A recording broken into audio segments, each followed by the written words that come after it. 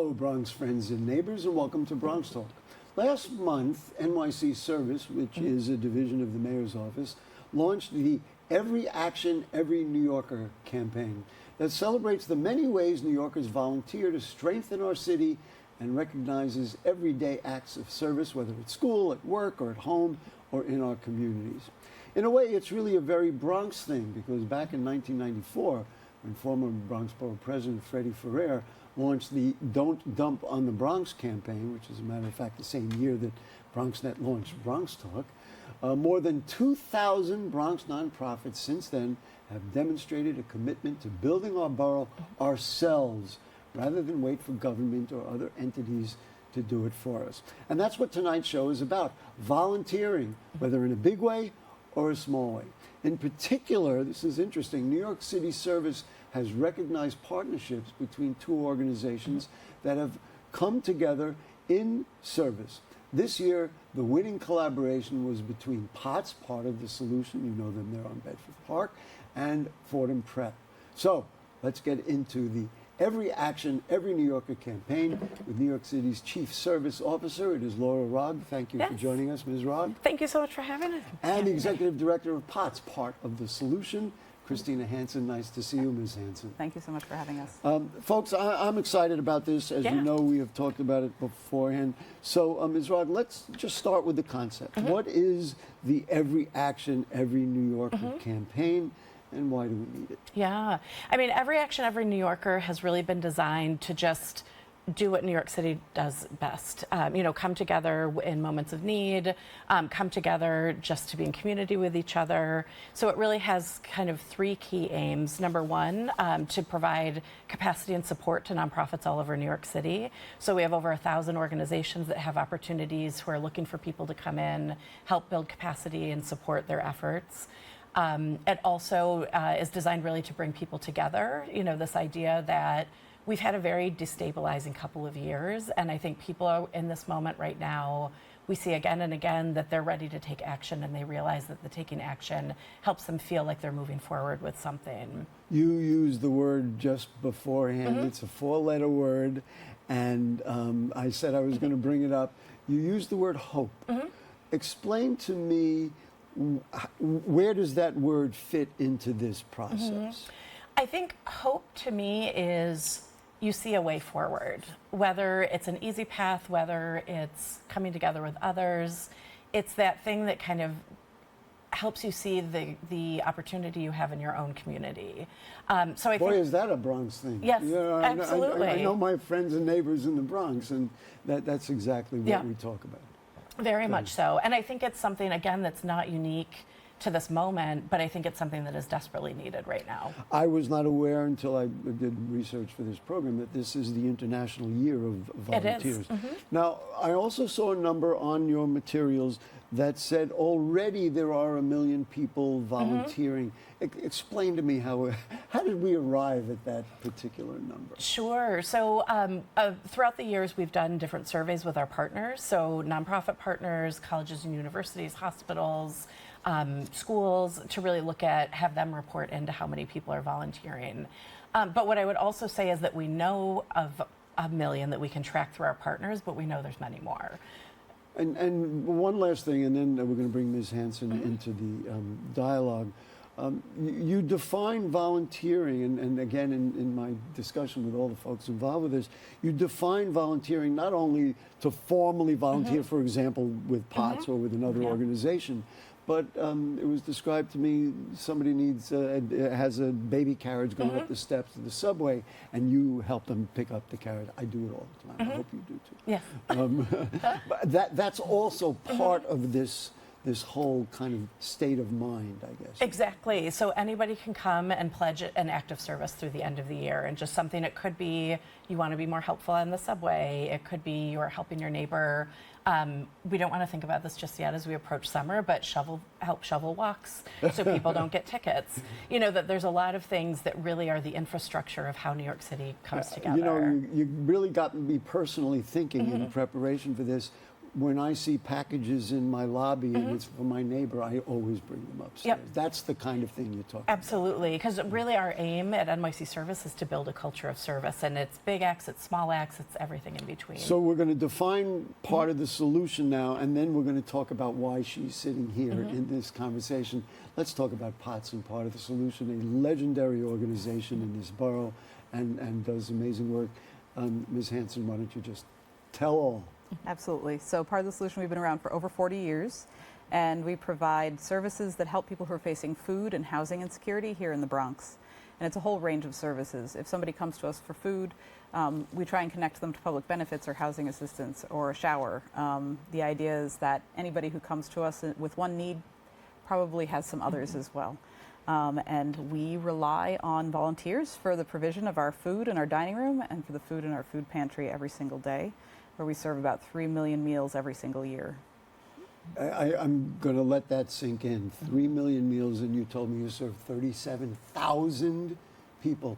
Now, I made a list. I took it off your website, but I know that, let's see, and I want you to think of this. Okay, so there's food insecurity. We know that. They do showers, haircuts, mailing addresses. Imagine being homeless and you can't get any mail, or you're all of a sudden kind of a sub-citizen. That makes no sense. Medical and dental aid, the food pantry and dining room, of course, legal services, housing, financial services and guidance. Do you see people reach a point of stability, or do you work a lot, and let's be honest, to just simply keep them going so that they can just keep surviving? Or do you see them actually graduate or move on from the point because you've helped them out? Yeah, I mean, it can really depend on the household. We do circumstance. Yeah, the circumstance. So we've had people. I was at an event where somebody was like, "Oh, I came to you for pantry," and I was like, "Oh, you still coming?" She was like, "No, I don't need to anymore." So you get those stories. But you can that also makes your day. Yeah, it does. It does. I'm sure it does. Yeah. One other thing I want to mention, because many people in the Bronx know about POTS for many years, as I do, and I remember the old facility. Just talk about the new. We showed a picture of it. Talk about the new facility and why and how this is able to help you do what you do. Absolutely. So there are a couple things that our new facility does. One of them is it allows us to serve more people in a greater, more dignified atmosphere. So we want to show respect to all who come. Our dining room is beautifully set up as though it's a restaurant. We have flowers on the tables. We have tablecloths. The service element is there.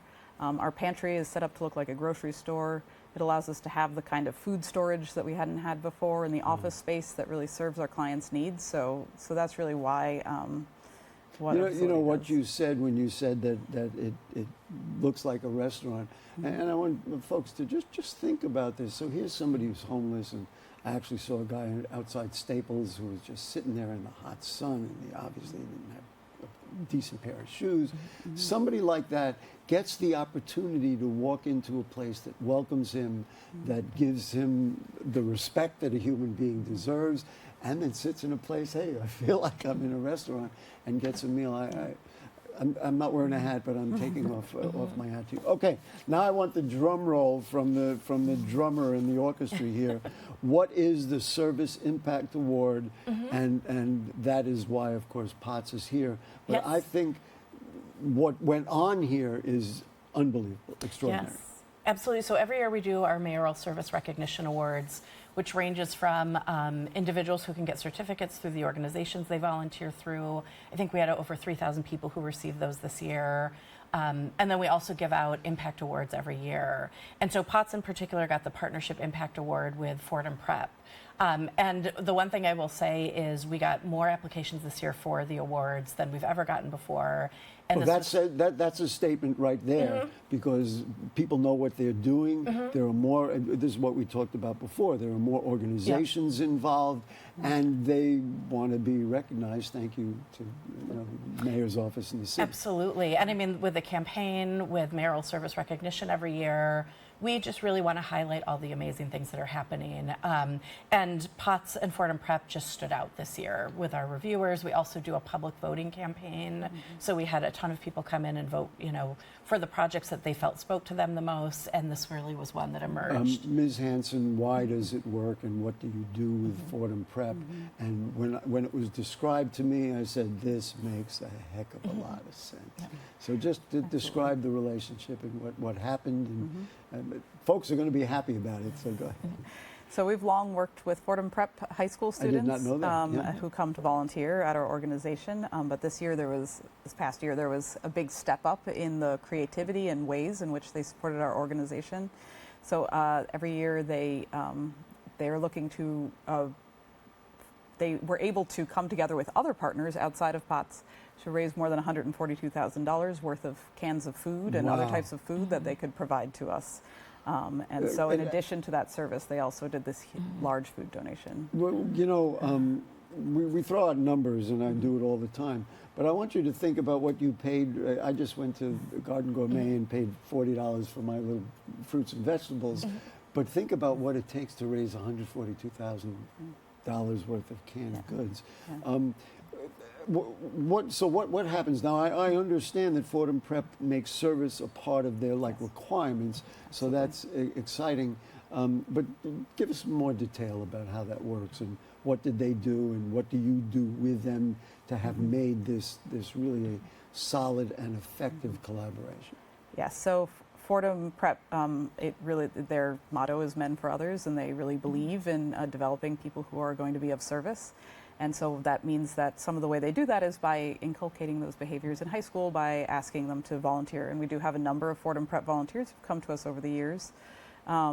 And then on top of that, their service teams will often, they look for other ways to impact the community. Once they engage with us, once the students come to our organization and see what's happening, see the need, often they wish to do more.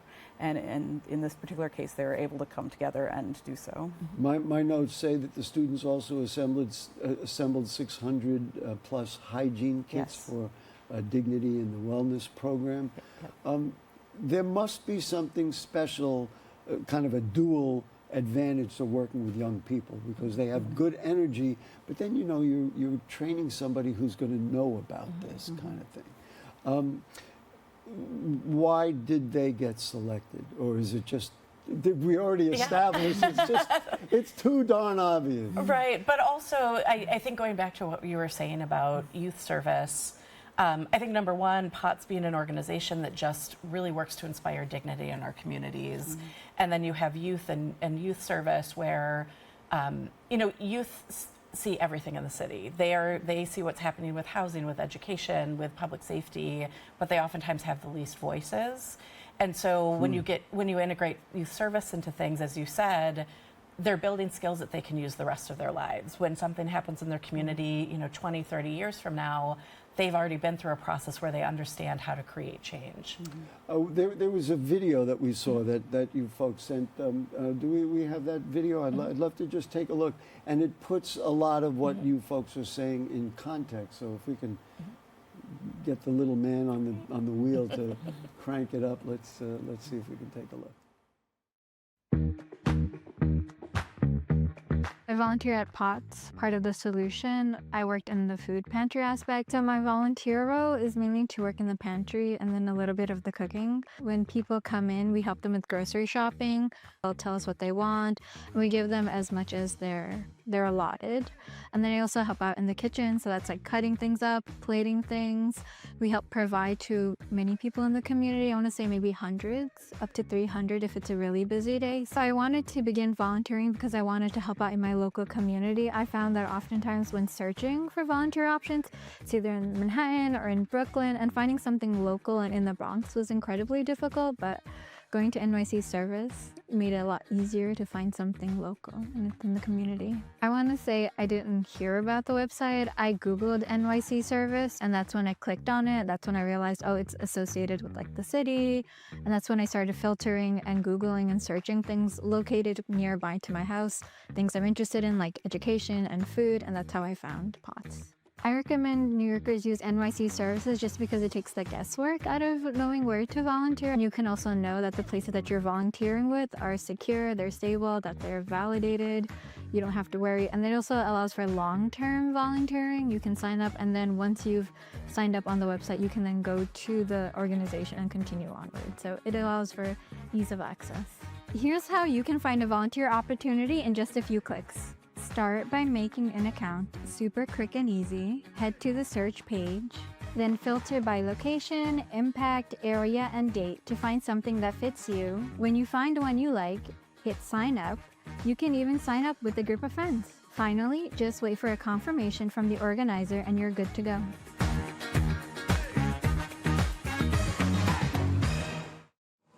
I mean, there it is. It's right there. How do you organize all the volunteers? You talked about serving 37,000 people a year. I mean, you could break it down to how many a day that means. It's a heck of a lot. But how do you organize it?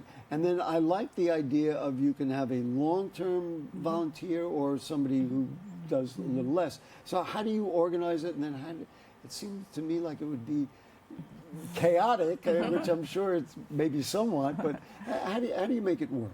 Yeah, so I mean, it does require some staff time. We have a volunteer coordinator who anybody can reach out to sign up. We also have you can sign up online to see what openings there are in the next couple of months. And also our volunteer coordinator works directly with larger groups, with other organizations to make sure that we're well connected and that we can meet the needs of some more complex groups. But individuals, really easy. You just sign up, and when you show up, we know that you're going to be here at that time. Our staff have been working with volunteers for a long time, and so they're very well attuned to it. So let's just talk about some of the other organizations. Now, let's see, there are volunteer experiences. We made a list that, well, I want to put up on the screen.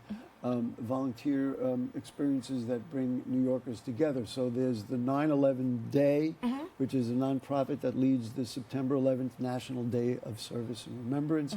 The Department of Records and Information Services, the Food Bank for New York City, Grassroots Grocery. Believe me, I'd like to list all of them, but here's some of them. NYC H2O, Material for the Arts, New York Cares, and Partnerships for Parks. Talk to me about those organizations. I mean, we don't want to distract anything from POTS, but these organizations, to me, are in a way the lifeblood of the Bronx and of New York City. This is what I know. There's stuff out there, but these are the people, to me, that makes New York tick. Absolutely. And, and I think what that list shows, and they are all community building partners through our campaign. So you can both find opportunities to serve with them, but then also if you join the campaign, we're doing special service projects with them where volunteers can come together and meet each other and build community across the city. And I think what that list really shows is how diverse volunteering can be, that any interest you have, any neighborhood you want to be in, there's something for you. Parks, food. I'm just looking down at the list. Parks, food, arts, New York Cares, Department of Records and Information Services. Just what you were saying before. They need to get the mail, and they need to be registered as human beings, as citizens in the United States. And then there's another list, the cultural experiences that are there, and we put that list together. Association for a Better New York, a fund for the City of New York Public Design Commission, and the Whitney Museum of American Art. There are many more cultural institutions. Why were these selected to kind of be recognized in this process? Yes, so I think these were, as we put kind of feelers out to partners who jumped forward right away and are very interested in the campaign.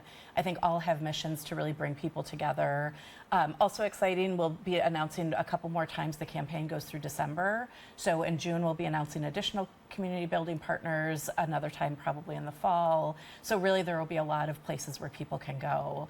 And, and a lot of what I can't believe there's a limit. I mean, go take a walk, take a look. It's there, it's everywhere. Absolutely. Oh, no, and we would love more. So if anybody is watching this and wants to join, we're very happy to talk with other partners as well. One of the things, because I'm personally enthusiastic about not-for-profits, and they're obviously really important in the Bronx, but the private sector also participates They in do. this.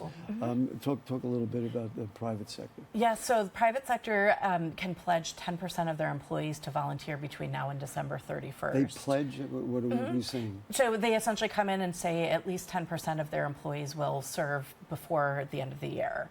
And they do, we work a lot with different corporations, with smaller businesses as well, just companies and businesses that really want to connect to the community, engage in the communities that they do their business in, and really build those partnerships out.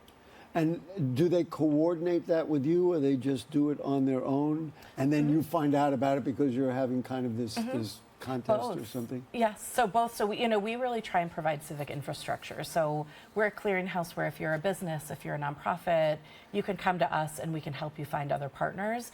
But it's New York. It's 8.5 million people, and people connect outside of us too, and that's perfectly okay. Ms. Hanson, do people just come in, or do you literally have to? I mean, I realize we have the Fordham Prep, and that is probably a very good source, an ongoing source. But do you have to advertise for volunteers?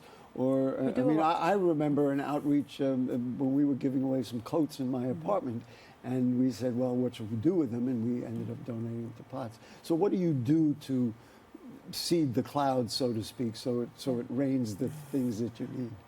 Well, for one thing, we work with groups like New York City Service, right? Easy answer. Yeah. One like this. And so obviously we're listed on sites like that. We're listed on other sites like New York Cares. We'll do outreach events. We visit with corporations, and this 10%, they have volunteer fairs, and we're able to go to those volunteer fairs. High schools will have volunteer fairs, other places, colleges, and so we get out there and tell people. And then if people want to volunteer, they sign up through our portal on our website. I want to ask each of, we'll start with you. I want to ask each of you the same question. Hard sell? Is it a hard sell, or do you find that people say, maybe I ought to do something? I think there was a Seinfeld episode about we're going to volunteer one day, or so. How could I not be doing public service? I think if we get when we get the word out that we are able to fill those spots, it's just a question of making sure that we can let people know that we're there and we're looking. So. Do you have need at this point? Absolutely. There are. In other words, it's not like we're filled up like another employment. Yeah, You just always have space for people. But when we talked about that large number of 37,000 people, how big is the dining room, and how many people per day? Is it an ongoing, and it's like you can just show up and get fed, or do you come in at times? And part of it, of course, is for people who do have needs and food insecurity and have other needs, and maybe you can serve them. So I want to make the full sale here. Sure. So we have volunteering available 6 days a week from Monday through Saturday. There's 2 shifts. There's one that goes from 8 to 11:30 in the morning, and that is focused on food prep for the lunch and also for our pantry distribution. Then in the afternoon, from noon until 3:30, we have our lunch distribution and some preparation for the next day in the food pantry. And so those are the opportunities. And the dining room is a service model where when you come and volunteer, you're able to serve people at their table. And it's restaurant style. You never turn people away? Not unless they're unruly or something of that nature. In other words, people are welcome. Yeah, everybody is welcome. I've been tempted since the beginning of the show to ask you, how gratifying is it? Is it a struggle in your heart because I can't do more, or do you say, you know what, we're getting somewhere? So, we have really amazing stories that we hear every day that the service how people's lives are impacted, both the volunteers actually and the clients from both sides. We've seen people come together, and those types of stories are incredibly gratifying. Can we do more? Always, but... and because there are more people to serve. Yeah. And I'm really tempted, and I was thinking about this, tempted to ask you, because you see intimately the condition of many of the people who, they call them homeless, call them vagrant, I don't care what you want to call them. In your mind, do you see, from a governmental point of view or a policy point of view, something or some things that would make it so you don't have to serve 37? It would be nice if we didn't have to do this. I mean, are there things you see out there that you say, gee, this would really help? Well, I mean, I think anybody who's in the Bronx knows that the cost of housing is a real challenge for our community, and it's gone up 61% since before the pandemic, and it was already out of many people's reach. So, that's it's at the really- bottom. That's the bottom line is the bottom line. Yeah. And Yeah. what about food? Now the mayor is talking about it, and it's actually going to happen in the South Bronx, establishing a city-run grocery.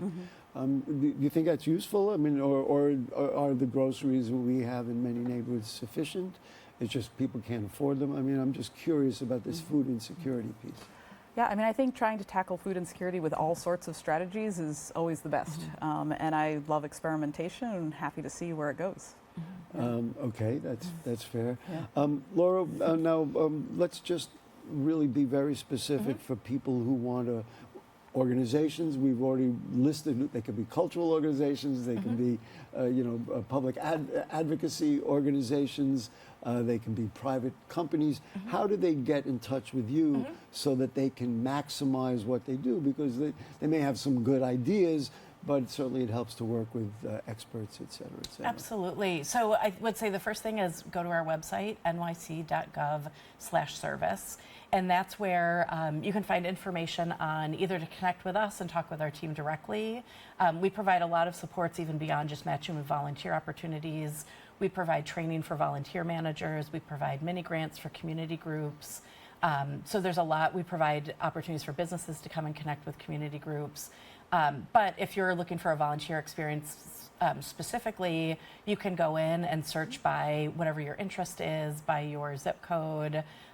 If you have young kids, you can search for projects that you can do as a family, teens that are looking for community service hours. It really is a one-stop shop.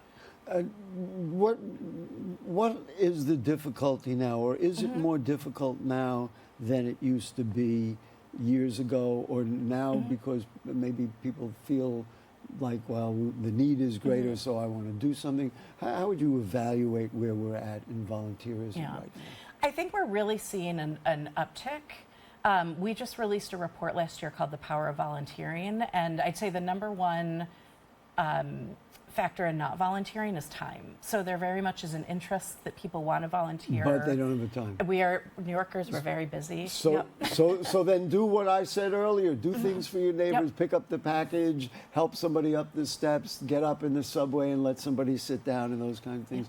Christina, last words or last message from you for the people of the Bronx? Yeah, absolutely. We're so happy to work with NYC Service on these projects, and we're thankful to Fordham Prep. And just if you're interested in learning more about our organization, we're on social media at POTS Bronx, and you can go to our website, potsbronx.org. Or stop by over there on our website. All right, listen, thanks, folks. Thank you. That concludes our program. We also want to thank everybody involved. Our producer is Ray Pagnucco, the Bronxnet production and editing crew. They're great people. I love them all. And of course, you too. We love you, the people of the Bronx. That's what it's all about. We'll be here next week. Good night.